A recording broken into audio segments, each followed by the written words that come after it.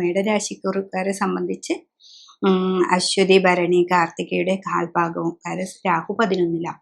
രാഹുവിന് ഇഷ്ടഭാവം എന്ന് പറയുന്നത് 11ഉം 3ഉം മാത്രമാണ്. അപ്പോൾ ഈ രാഹു കേതുക്കൾക്ക് നമ്മുടെ രാശിചക്രത്തില് ഇന്നൊരു സ്ഥാനമില്ല. അവർക്ക് എവിടെ വേണമെങ്കിലും നിൽക്കാം. പക്ഷെ അവരിൽ നിൽക്കുന്നതിൽ അവർക്ക് ഏറ്റവും ഇഷ്ടമുള്ളൊരു ഭാവമാണ് 11.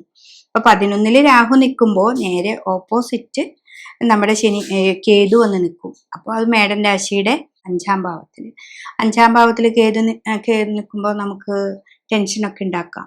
പക്ഷെ അതൊക്കെ എത്രയൊക്കെ ടെൻഷൻ ഉണ്ടെങ്കിലും നമുക്ക് രാഹു കൂടെ 11 സാമ്പത്തികമായ ലാഭങ്ങളും മറ്റുള്ള കാര്യങ്ങളൊക്കെ തരുമ്പോൾ അതെങ്ങനെ വിനിയോഗിക്കാം എന്നുള്ളത് ഈ കേതു നമുക്ക് മാറ്റങ്ങൾ തരും. ഒരു ജ്ഞാനം കൂടി തരുന്ന ഒരു ഗ്രഹമാണ് കേതു. ഗണ്ഡകാരകനാണ് എങ്കിലും നമുക്ക് അറിവുകളെയും തരുന്ന ഒരു ഗ്രഹമാണ് കേതു.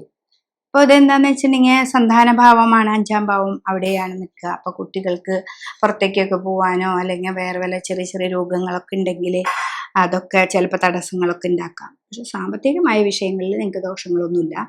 നിങ്ങൾ മുന്നോട്ട് പോകാനായിട്ട് നിങ്ങൾക്ക് പറ്റും. ബിസിനസ് മറ്റുള്ള കാര്യങ്ങളിലൊക്കെ നിങ്ങൾക്ക് മുന്നോട്ട് പോകാനായിട്ട് സാധിക്കും.